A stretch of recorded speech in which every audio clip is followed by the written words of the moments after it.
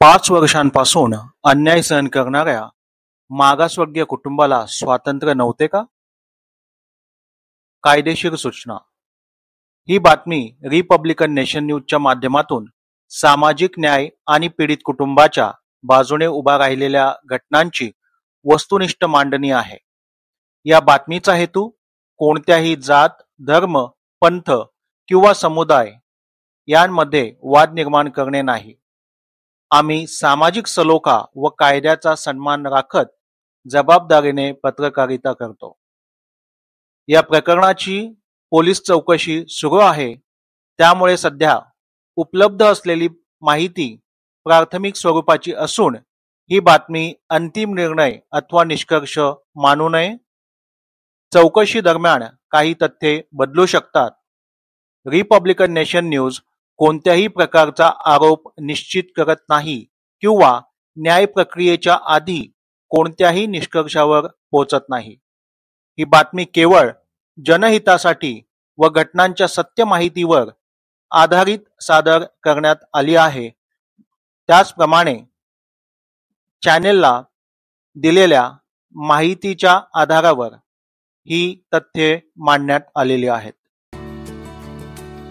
आदरणीय प्रधानमंत्री मोदीजी, आजादी का अमृत महोत्सव वर्ष आपण अतिशय जल्लोषामध्ये आणि आनंदामध्ये साजरा केले खरे, पण आज भारत देशातील सर्व मागासवर्गीय जनतेला हा गंभीर प्रश्न पडलेला आहे की नक्की स्वातंत्र्य आहे कोणाला, आणि याचे उत्तर आपण देण्याची हिम्मत करू शकाल का, हा दुसरा प्रश्न आज मागासवर्गीय जनतेला पडलेला आहे. कारण 5 वर्षांपासून अन्याय सहन करणाऱ्या मागासवर्गीय कुटुंबाला स्वातंत्र्य नव्हते का? या गंभीर प्रश्नाच्या उत्तराची संपूर्ण मागासवर्गीय जनता आपल्याकडून अपेक्षा करत आहे. 2019 पासून पीडित कुटुंब अन्याय सहन करत आले. स्वतःच्या घरात राहण्यास स्वातंत्र्य नाही.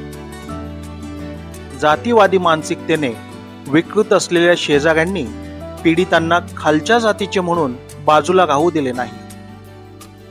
गुन्हा फक्त एवढाच, भारतरत्न डॉक्टर बाबासाहेब आंबेडकर यांची प्रतिमा घरामध्ये लावली. आदरणीय गृहमंत्री महोदय, आपणाकडून आत्ताच्या चाललेल्या गंभीर परिस्थितींमुळे महाराष्ट्र राज्यातील मागासवर्गीय जनतेला गंभीर प्रश्न पडण्याची वेळ आलेली आहे. आणि म्हणूनच या महाराष्ट्र राज्यातील मागासवर्गीय जनतेच्या वतीने आज आम्ही आपणास विचारू इच्छितो की पोलीस प्रशासनाला मागासवर्गीय पीडितांनी न्याय मागूनही मागील 5 वर्षांमध्ये फक्त त्यांना अपमानच मिळाला. मग मागासवर्गीय जनसुरक्षेच्या व्याख्येत आहेत का? पोलीस प्रशासन मागासवर्गीयांना दुर्लक्ष करून अन्याय करणाऱ्यांच्या संरक्षणाचे धोरण आहे का? हे अतिशय गंभीर प्रश्न मागासवर्गीय जनतेचे आहेत आणि आपल्याकडून या प्रश्नांच्या उत्तरांची अपेक्षा ही या महाराष्ट्र राज्यातील मागासवर्गीय कुटुंबियांना नक्कीच आहे.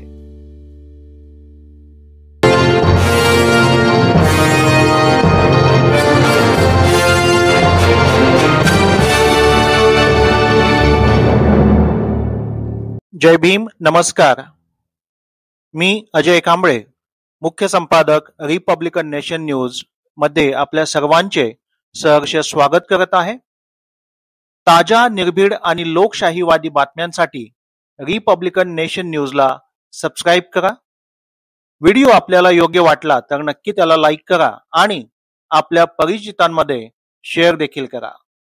अशाच बातम्यांसाठी वेळेवर आपल्याला सूचना मिळण्यासाठी बेल आयकॉनवर प्रेस करा, जेणेकरून एकही सत्य घटना तुमच्यापर्यंत पोहोचण्यापासून चुकणार नाही. पाहूयात तर मग बातमी सविस्तरपणे. 5 वर्षांच्या अन्यायाविरुद्ध अखेर आंबेडकरवादी विचारधारेची एकजूट.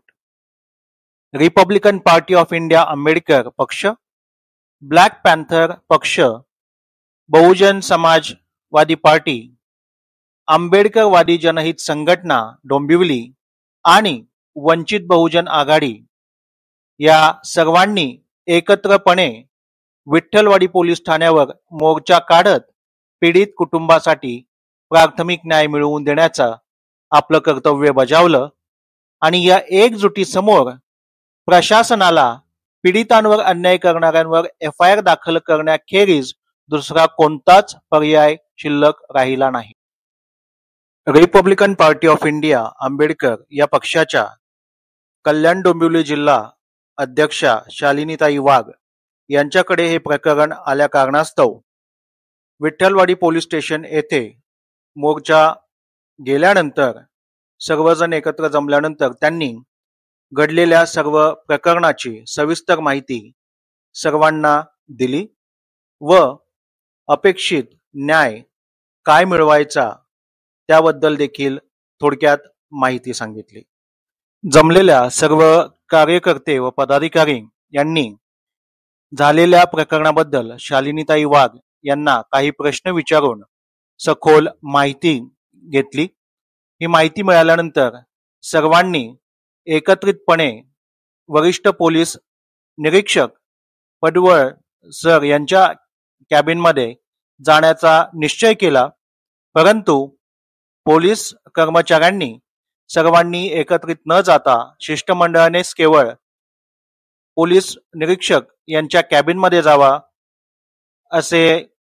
अशी विनंती केली, परंतु सगळ्यांनी एकजुटीने पोलीस निरीक्षकांना जाब विचारायचा या निर्धारावर सर्वांचं एकमत असल्या कारणास्तव सगळ्यांनी आम्ही एकत्र पोलीस निरीक्षक साहेबांच्या कॅबिनमध्ये जाणार असा निर्धार व्यक्त केल्यानंतर पोलीस प्रशासनाने देखील त्या निर्धाराचा सन्मान करून सर्वांना वरिष्ठ पोलीस निरीक्षक यांच्या कॅबिनमध्ये जाऊ दिले. कॅबिनमध्ये पोहोचल्यानंतर तेथील वरिष्ठ पोलीस निरीक्षक यांना झालेल्या प्रकरणाबद्दल माहिती देऊन त्यावर पोलीस प्रशासनाने आतापर्यंत काय कार्यवाही केलेली आहे त्याबद्दल जाब विचारण्यात आला.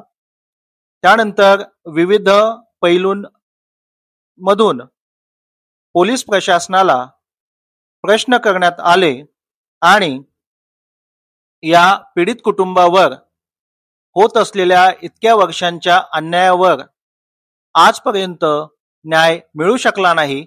त्या कारणास्तव त्वरित कोणत्याही प्रकारचा पोलीस प्रशासनाने विलंब न करता योग्य ती कायदेशीर कारवाई करण्यास त्वरित सुरुवात करावी अशी मागणी सर्वानुमते वरिष्ठ पोलीस निरीक्षक यांच्या पुढे ठेवण्यात आली.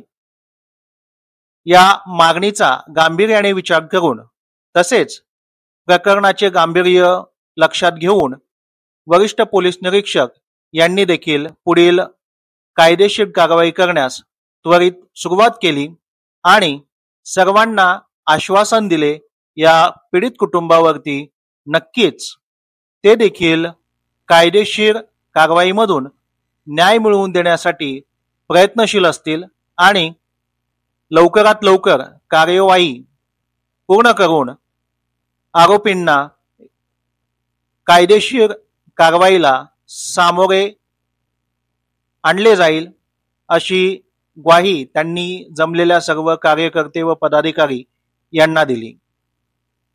या एकत्रित मोर्चामुळे पीडित कुटुंबावर झालेल्या अन्यायाविरुद्ध FIR नोंदवण्यात आली व त्या FIR मध्ये त्रास देणाऱ्यांविरोधात ॲट्रॉसिटीसह इतर काही गंभीर गुन्ह्यांची देखील नोंद करण्यात आलेली आहे. त्यानंतर धर्मा वक्ते यांनी माध्यमासमोर येऊन सर्वांच्या वतीने त्यांची प्रतिक्रिया व्यक्त केली. पाहूयात धर्मा वक्ते यांनी व्यक्त केलेली प्रतिक्रिया. Republican party of India Ambedkar राष्ट्रीय अध्यक्ष दीपक भाऊ निकाळजे, महाराष्ट्र प्रदेशाध्यक्ष सुनीताताई चव्हाण, आंबेडकरवादी जनहित संघटना वंचित बहुजन आघाडी, BSP आणि ब्लॅक पॅन्थर समवादी आम्ही सर्व एकत्र येऊन या ठिकाणी विठ्ठलवाडी पोलीस स्टेशनच्या हद्दीमध्ये राहणारा पीडित परिवार निशाताई राजू सरज गेले 5 वर्षापासून या विठ्ठलवाडी पोलीस स्टेशनला आपल्या परिवारासह त्यांच्यावर होणारे अन्याय, अत्याचार वेळोवेळी येऊन या ठिकाणी पोलिसांना आपलं त्यांनी माहिती दिली, झालेल्या अन्यायाची माहिती दिली, परंतु 5 वर्षापासून त्यांना या ठिकाणी कसल्या प्रकारचा न्याय मिळाला नाही. परंतु आज मी अगोदर घेतलेल्या सर्व आमच्या समवादी संघटना एकत्र येऊन आज या निशाताई राजू सरज यांना या ठिकाणी न्याय मिळालेला आहे.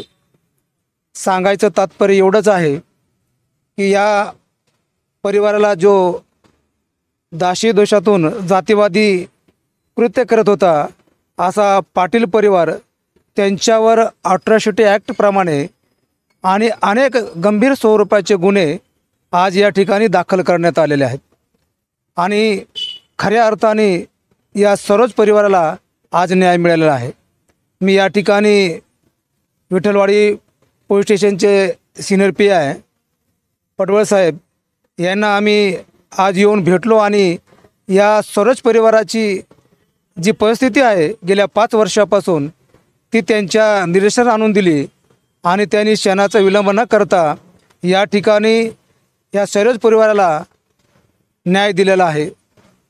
मी या ठिकाणी आमच्या सर्वांच्या वतीने सरोज परिवाराला या ठिकाणी आवर्जून सांगेल की यापुढे देखील आपण कसल्या प्रकारच्या संकटाला न घाबरता, प्रसंगाला न घाबरता आपण आमच्याशी संपर्क साधा.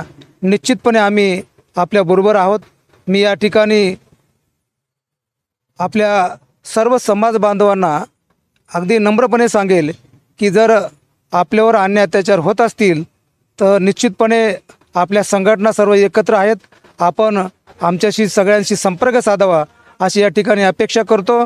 आणि परत निशा राजू सरोज या परिवाराला आज न्याय मिळाला असं या ठिकाणी जाहीर करतो. जय भीम, जय संविधान. जय भीम. सगळ्यांना नमन करतो. मी सुनीता ताईला मी आभारी आहे. माझा ते वैशाली मॅमना आभारी आहे आणि सगळे आपली समाजामध्ये मी सगळ्यांना आभारी आहे. मला 5 वर्ष झाले ते न्याय नाही भेटत होते. सगळे आपला बाबासाहेबचा, आपला समाजाचा, सगळे माझ्या समाजात सगळे मला न्याय दिले, त्यांचा मी आभारी आहे. हात जोडून मी वैशाली मॅमला आभारी करतो, त्याला नमन करतो. शालिनी ताईचे नमन करतो, त्यांच्या पण आभारी आहे मी, त्यांना नमन करतो. जय भीम, जय भीम.